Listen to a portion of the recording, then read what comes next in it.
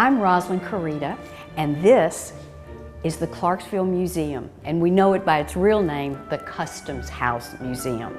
And this exhibit is unique because we're going to go kind of behind the scenes as they develop what is really a marvelous exhibit all about Clarksville.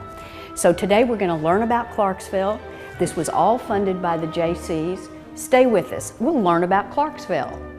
Will you become a guardian angel? The Humane Society has been saving lives and helping families since 1968. We are an independently operated nonprofit organization, and the strength of our programs rely solely on donations and grants. Your donation will allow us to save animals from the local county shelter, as well as provide low-cost spay-neuter vouchers and more. All of our programs are geared toward providing families with options that prevent them from surrendering personal or found pets, which might otherwise be euthanized at a shelter. Please be a guardian angel today.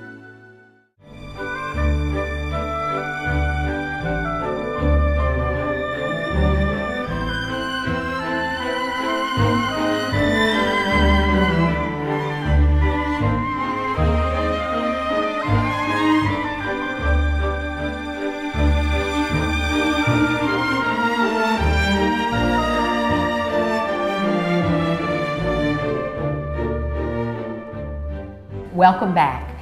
I am standing here today with Amy Llewellyn, and she has a title that is very specific to what she does. And you want to tell us a little bit about your title and what that means? Well, I'm the Curator of Collections here at the museum. So that means I am in charge of all of the objects that are in the collection, and then whenever we have things on loan or anything else, to do the paperwork for that, and just being in charge of the care and sometimes, the deciding what goes out in display and so if somebody had something that they wanted to donate to the museum, would they call you? Yes, I would be the person. And I think that's good information because there are folks who have great objects that they want to donate. They want to see it at the museum. So they would call you, Amy Llewellyn. And we actually rely almost entirely on donations for getting new things in our collection. So always happy to see things coming in the door. We can't always take everything, and we have a committee that decides that. But I'm always happy to see what people have that they're interested in. That's great. So today we are in the oldest part of the museum, and this was built in the late 1800s. 1898. So this, of course, this is our most famous building in Clarksville. And this particular exhibit has not opened yet. So we are behind the scenes. And you are still arranging and deciding. And tell us kind of how you've got this arranged. Well, this whole exhibit is arranged topically. So right off the bat here, we're starting with kind of talking about agriculture, with, of course, tobacco is king. Right. If you're going to talk about Clarksville agriculture. But we have different subtopics. We have transportation, we have industry, government, medicine. So we're addressing all these areas topically and talking about stories of things that happened in Clarksville, people that made these things happen, but it's not in a chronological fashion. Okay, and that's a little bit different because we sort of expect things to be chronological, start at the earliest time and go to the most modern, but this is arranged by topic. Okay, so just looking at some of these, we always like to see the artifacts. Yes. It brings a history to life. So tell me what these are. Okay, I have my gloves on so I can be picking things up. These are tobacco equipment. So this is actually a knife for cutting. Okay. This is in planting. So I've got the and there's lots of folks out there who have spent many, many hours handling this kind of equipment at one time or another. Either they did, or their parent did, or their grandparent did, because in Clarksville, this is part of our heritage. Okay, so tobacco, and then what other topics do we have? Well, if we move over here, start talking about transportation. So, of course, we've got the river, because that's been a huge part of how we've developed. Right. But we've also got things with, the railroad coming through, so have some more objects over here of, train passes. Now, can I touch that? I don't have my gloves. This is in plastic, so you can touch that, yes. And she has on her gloves to protect everything, but so this has plastic and I can touch it. Okay, so this is an actual ticket. It's a pass. Yes. To ride on the L&N Railroad. So how old is this? This one is 1946. Okay. So people, once upon a time, people rode the trains. I mean, different from today when everybody's in a car, but once upon a time, this was it. Right, and again, like the river, that was a major reason for development here and for having, some of the industry and other areas that, are elsewhere in the exhibit are tied in because of the railroad. Okay, now I look behind you and I see something that clearly is not old. This is new technology. No, we're excited. We're going to be having some interactive new technology. It is currently on loading screen right now. No, okay. Well, we can't have everything working yet. We know that we're behind the scenes, and that kind of brings it home. Yeah, this will be a fun little interactive, but it also will have some history on the JC's organization. Great. And talking about some of the projects that they've done and who they were. Right. So that'll be neat. And I mentioned this early, but I want to mention it again. The JCs are the ones who really have funded this whole project, and they do a lot of good work. This is a fabulous opportunity for us to learn about Clarksville. So I'm thrilled that the JCs are sponsoring this. It's going to be really quality. So tell me what other topics now we have. And as we go around here, I want to bring it home that we really are behind the scenes. Yes. In fact, show us this new... Okay. We have a new place that they're building to show exhibits. And this is really clever. So tell us. So this is actually going to be a case we'll be able to change out what is in it. But you built it. It is recessed into the wall, and you can see all the stuff is still in here. We have head mold for a hat, and the bases and everything are all just sitting in there. But so you designed this and built it, and it looks like it came with the building. I mean, it just looks like part of the building. So you'll be able to show different exhibits in not take up any more space. So that's the beauty of it. Wonderful. This is a person whose name I think all Clarksvillians know. We're kind of familiar with A.H. Patch, and we sort of know what he did, but I'd like for you to tell us really what did he do that was so phenomenal. Well, he was an inventor, so he loved experimenting with things, but particularly we know him for making a corn sheller, and he made a couple of different versions that he patented and won prizes at the World's Fair. And which World's Fair was that? St. Louis. 1903 and 1893. The Black Hawk corn sheller. Yes. Now, so Mr. Patch was a Clarksvillian. Yes, he was from Clarksville, did all his work here in Clarksville, and so all the corn shellers themselves, or at least many of the models, all say Clarksville, Tennessee on the side of them. So. And this is kind of interesting, and this is what I really love about the museum, is you learn things that give you a sense of the humanity. I mean, we say how great he invented it, but then when you read this, at age 65, without a job and deeply in debt, A.H. Patch realized his dream of inventing and producing a practical, hand-operated corn sheller. So it is never too late. That's wonderful. Yes. Take us around and show us the next topical subject. Okay, well, this is all part of industry we have here in the gold. So here we've got the B.F. Goodrich plant, which is actually where the JC started, was in the cafeteria at the Now that is interesting, and this is 1939. They opened a plant in Clarksville, producing a variety of rubber goods. Birthplace of Clarksville JCs. And boot heel produced at the Goodrich plant. How interesting. Does this building still stand? Yes, this was actually, it's sold to the Vulcan Corporation. Of course. The Vulcan building, that's the old B.F. Goodrich. Okay, how wonderful. And then, this one is of my favorites. One of the best stories, yes. I love this. All right. We always have to do the famous women. Here we go. Brenda Runyon started the first women's bank in Tennessee. Hard to track down for sure, but it's probably one of the first women's banks anywhere. Well, we think that it is. I've done a little we think it is. Right, but it's hard to say 100% for sure if there's some small place. But all right. It was entirely staffed by women. So she was the president of the bank, and the entire bank was run by women. And this was back in 1919. Very ahead of her time. Yes. And it says that it was successful throughout its existence and became internationally known. It eventually merged with First Trust and Savings in 1926 due to her declining health. Gosh, don't you wish you could have known her? And of course, we still have lots of Runyons here in Clarksville. Well, and the other part of her story was she didn't know anything about banking before she did this. It was another thing of a change in career later in life, and had a friend say, you would be really good at this. And so she learned all about how do you run a bank, and then she ran a bank. That is great. That is great. And then another pioneer was Frank Gracie. Yes. So tell me about him.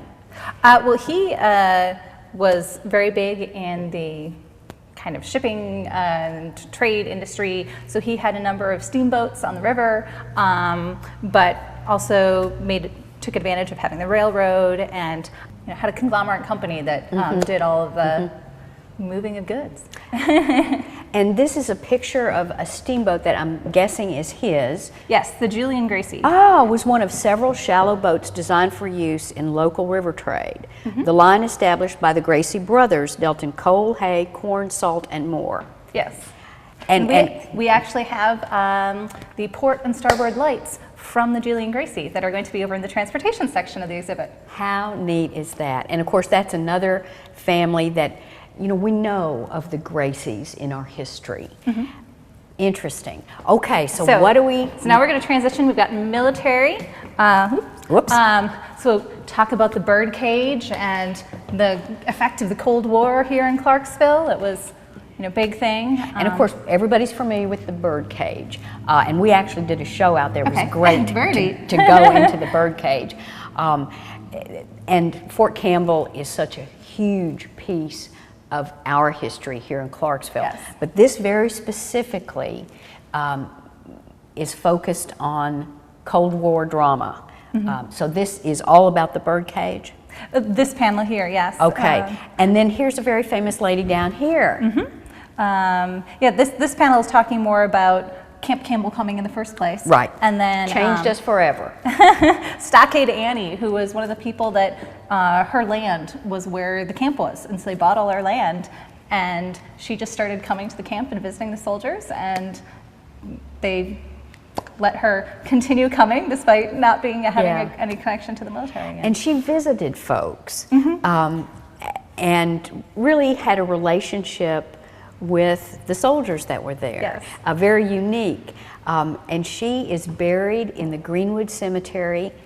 She was 93 years old when she died. And she was buried with full military honors despite not having been military. Isn't that wonderful? Stockade Annie. I love that. And then you have something right here that is more focused on the Screaming Eagles. Right, that's kind of just talking about the 101st. When they came. When they came and how that had an impact and everything. And of course, we all know A Rendezvous with Destiny. This is wonderful. Well, let's go ahead and see what your next topic is. Yes.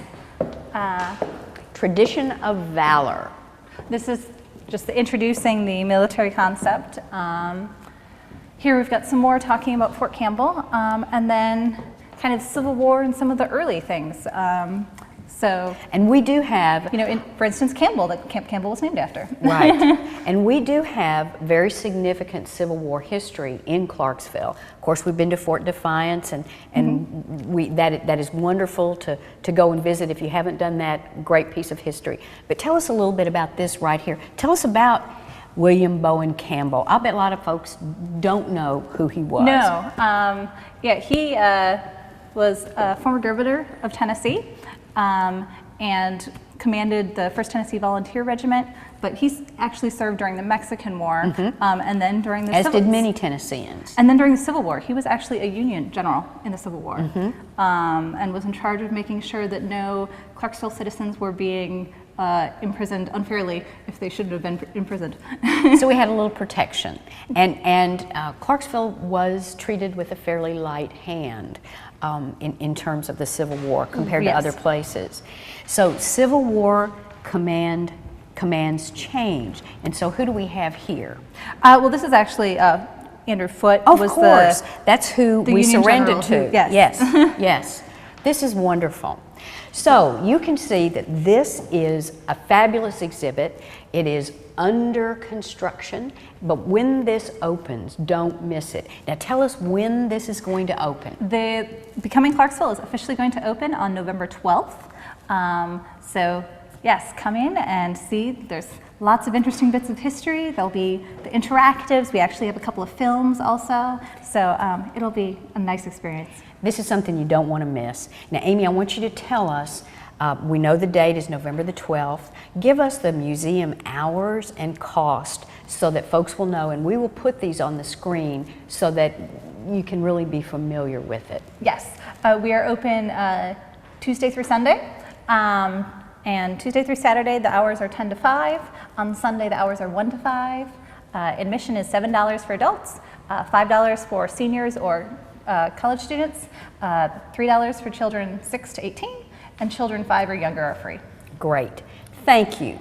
And now we're going to leave Clarksville and we're going to go and see some Civil War art. We are now in a different room completely.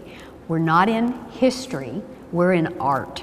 And Terry Jordan, you know, she really knows everything about art. I love to listen to her explain who the artist was, what were they doing, where did this come from. So Terry, start us out. Tell us what room we're in and what we're doing. We are in the Crouch Gallery, our two-story gallery, and we are in an exhibit that we just installed last week, and it's called Hope, Ghosts and Hopes.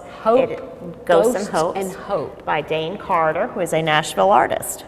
Dane Carter lives in Nashville? Yes, from Nashville, okay. Born and raised, went off to school and came back to Nashville. Okay, because sometimes you have artists that are from lots of, really Yes. far away. Yes. Tell us, this is so striking. It is. Several years ago, Dane started working on this series, and it kind of Civil War themed, but it really goes a little bit beyond that.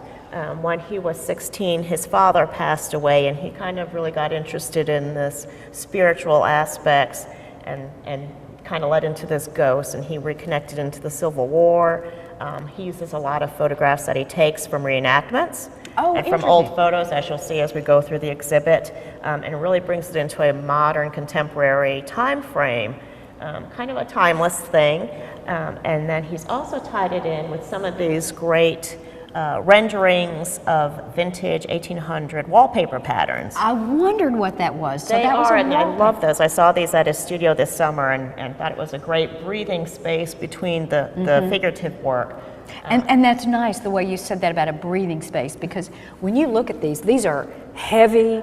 They are. They look into your soul. You know, They these are really heavy. They're What a very great- emotional works. Mhm. Yes. So tell us, when we talk about emotional, start us with this one. This woman has an expression. It's kind of like an that's- old carte de vista image. Say that A again? little carte de vista image, Okay. photographs that they would take during that time frame. Okay. That were on little cards, and you'll see some representations of those later on in the show. But you know, very posed, very dramatic, very moody, very moody. stoic. That's a perfect word, moody. And then you kind of go into more of the lifestyle of the people of that time. So you've got the toil, the slaves Toil working is the the land. name of this, Toil. Yes. And that is a perfect title. It is. And he's kind of blurred out. When you look from further away, they're a little more focused to you. It's kind of an illusion. But he's blurred out a lot of the facial features in some of the works to try to make it more of a personal connection. Not a very specific person, but someone that you can relate to. Right. I think that we all understand what is happening here. Yes. It's not about who is Mrs. Jones, it's about the human condition. Exactly. Is that, okay. Exactly. And this, I mean, as we go around here, these are all so They are heavy, they're very dramatic. And I will tell you a secret, Dane does not use black paint. How could he not He use black mixes his own colors, he mixes other colors together to create the black effect. So that's his little secret combination. He doesn't share that. I'm stunned. I mean, because I would describe this as a black and white Yes. exhibit. So many colors, just dark colors to come up with mixing them this. together and until he gets those black tones. And when you look at this, you're not lost in the hard black of it. Right. It does have a ghostly look Yes, to it. it does. And the title on this one is bent. Oh, how dramatic. I mean, clearly someone who has suffered. Right. There's no doubt. Oh, and our next one here. Yeah, this is a great piece. This is probably one of my favorites, and this is 1864. But I think it really shows the men and the actual way they lived around camp. It wasn't a very glamorous thing. Right. So it was a photograph from 1864 that he then looked at and did and recreates. Okay. You're right. It shows you, sometimes we think about war as marching and drums and shiny uniforms, but this brings home what we really did, the enduring of the process. It does.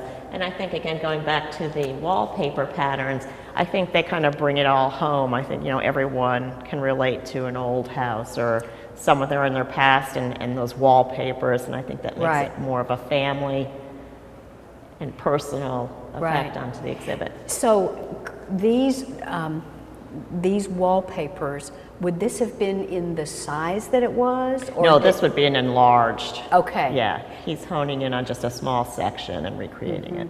But these are beautiful in Yes, themselves. on their own. Yes, they are, and they are 6x9, and they're all on wooden panels. And then we get into more really heavy drama here. Yeah, and this is kind of where he's playing with that whole carte vista kind of effect. And explain to our folks the carte vista, because we've touched on that. Yes, that's how they made photographs, and they were little on tintypes and little small images that they would produce. And if I'm correct, that's because they didn't have negatives. Yes, so they actually took the photograph on tin. And so what you had, the photograph, not like what we have today of all sizes, Photoshop it, all that, that was it. You had this one little thing. And didn't they send those as postcards or use them as cards to, like a business card? And now you can, they're almost like trading cards now. You can find them in shows and shops, so they still exist. The old ones, because they were tin. Okay, so these look. And again, he's kind of blurred them out, so it could have been anybody. But they look like these are wounded folks from the Civil War. Right, and he's got a whole series we'll get to also of larger versions that he calls the wounded. Okay, and then this one of Frederick Douglass. Yes. This, when you walk into this gallery, this was the first thing I focused on. I think we all know Frederick Douglass. You recognize this picture. He's obviously a little younger than what we usually think of him. We usually kind of think of him with that big hair, kind of gray hair sticking out. But quite a presence. And Dane calls this painting Mr. Douglass, which I think is very fitting because it is a very formal. Yes, Mr. Douglass. Authoritative looking pose. Yeah. And again, amazing, no black paint. Almost unbelievably amazing, Terry. This is grand. Oh, okay, so now this group right here, you were going to tell us, this has a whole lot of titles, and I love it that he titles these. Yes, I had to yell at him because there was one actually in here that's untitled, and I said, we get like with the titles. Program. Right. So tell us some of these, and I love this that, because everything's black and white, you get it. I mean, that's blood. Yeah, he's pulled a little more representation into him and abstracted the works a little bit more, but you also then have some that are very photographic looking, and he sepia toned them to look like old photos. So you really get the feel. But they were. And you kind of get the feel of the chaos. You have a lot of movement and a lot of activity going on at once. So some of these were reenactors? Yes. Okay, so they weren't all actual photographs. And the reenactors are so interesting in themselves, but what a neat way to do that, to take pictures of the reenactors and really capture the whole feel, and then take it another step into really art. Yes. And then the way he's put them together in a collage, is that kind of a little chaotic to show the chaos, and and also we like it to break up the linear exhibit line too. These are just, I really think you could stand here and look at each one of these for a long time. But because we don't have a whole lot of time, That's true. let's take us to the next one. Okay, we'll go here quickly, and then we'll kind of shoot across the way. Okay. These are a couple of images that I think are great, that if you stand back and look at them, you actually see more. And then when you get up close, they're a little more the blurred aspect. And I see that. I'm so close to it that you can almost not tell what it is. Yeah, he has really finessed that illusion in his painting. All right, so now to the other side of the room, and this is a huge gallery. So take us around over here. Oh, and I see the cards. Right, these are the small cards that he did. Okay, Called the Men of War. so these are not real, as Right. in old. No. These are made to look old. Correct. Okay. And they're on little wood panels. And you'll see some of them are just the little faces, the portraits that they made, the women may have carried in a locket or something too. And then some are more of the full-bodied prisoner of war type feel. These are studies in humanity. I mean, this one, I want to be sure we see this, of a fellow that has lost an arm in the war. And this is very dramatic right here. This fellow, this is an odd picture. In his uniform and one sleeve gone. That's very interesting. And then these are the works on paper, which I love, where again, he's blurred out the lines. I mean, they could be anybody, but you really get the sense of sadness and that they're worn. Yes, you do. You do get a sense of sadness. And they're only identified as numbers. There are no names, which I think adds to that. Oh, yeah, like they were prisoners of war. I mean, that's what we think of when we think of... They've been cataloged. They're wounded, and they've all like been in given a number. concentration camps, that they somehow they're not human anymore, Right. that they've become a number. And this one right over here on the left is Tall. very, very interesting. Civil War, Confederate soldier. The name And again, of it the is sepia Tall. tones give it that more washed look. Yeah, it's very hard to believe that these are newly done pieces of art because they look like they could be back over there in the Clarksville Yes. exhibit that is part of history Correct. more than the art side. Correct. All right, let's take a look down here and see if we have time to just do a couple more. This fella with the ghosts. Walking with Ghosts. Oh. And read to us what it has up here. This is a quote from Dane. This body of work is not simply about the Civil War. It is about an emotion, the layered, all-encompassing emotion that accompanies a life lived. That's beautiful. It is. He's very poetic. He is poetic. So we have a couple minutes more, so Right, let's and take a in look. this series, the Men of War series, you can see where he's kind of incorporated his wallpaper backgrounds Yes, with his ghostly figures, so it's kind of pulled it all together. So he was kind of changing his art a little bit, sort of experimenting with a different way. Yeah, within this whole theme, he's done a few different experimentations, but they all tie together. Yeah. All right, and then this. The Departure Portrait, yes, which I think is Ooh, a the beautiful Departure. piece. Yes. And again, very stoic. And look at his eyes. I mean, he's fearful. Yes. Well, this has been wonderful, and as always, Terry, I appreciate you. She knows so much about art. Now tell us, we're about out of time, so tell us how long this will be up. This exhibit will be up through the Christmas holidays. Oh, good, It is good. up through about the 14th of January, so there's plenty of time to come see it. Good. It ties in great for the people who are interested in the sesquicentennial celebration with the Civil War. And I'm amazed that you can say And also just- sesquicentennial so I've had to quickly. practice. Well, this is Terry Jordan. We're at the Customs House Museum, and if you'll tell us one more time the hours that you're open, because this is something we don't want people to miss. Sure. We are open Tuesday through Saturday, 10 to 5, and Sundays, 1 to 5. And as far as cost to get in, don't we have a free We day? do. We have a free Saturday, the second Saturday of every month is free day. So there's no reason not to come. That's right. Free Saturday, the second Saturday of every month, and that's for all ages, all Correct. folks. All right, great opportunity to spend some time with your family doing something positive and wonderful in Clarksville with our history and our heritage.